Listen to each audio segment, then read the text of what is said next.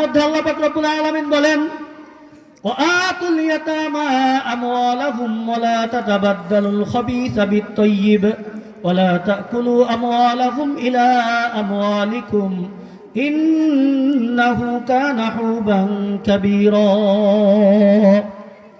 আপনার আমার যে বৈশিষ্ট্য আল্লাহ কোরআনে একদম সুন্দর করে তুলে ধরছে, দেখবেন একদম আপনার আমার সাথে মিলে যায়। আল্লাহ কোরআনে বলে দিয়েছেন এই কত আগে আল্লাহ বলতেছেন, ওয়াতুল ইয়াতামা আমওয়ালাহুম, যারা এতিম আছে তাদের সম্পদ যদি তোমার কাছে থেকে থাকে তাদের সম্পদ তাদেরকে দিয়ে দাও, তাদের সম্পদ তাদেরকে দিয়ে দাও।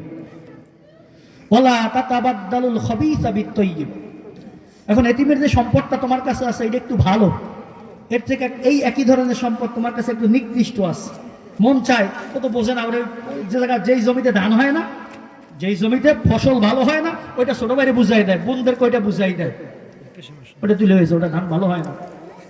বৈশিষ্ট্য আছে কিনা? আল্লাহ বলতেছেন তাতাবাদদালুল খাবিসা বিত-তাইয়্যিব, এতিমদের যে ভালো সম্পদ আছে এই ভালো সম্পদের বিনিময়ে তোমরা তোমাদের খারাপ সম্পদ তাদেরকে বুঝাই দিও না।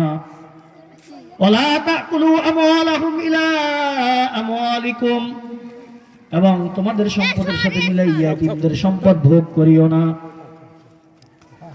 যদি এই কাজ কেউ করো, ইন্নাহু কানা হুবান কাবীরা, তাহলে এটা অনেক বড় একটা গুনাহ, এটা অনেক বড় একটা গুনাহ।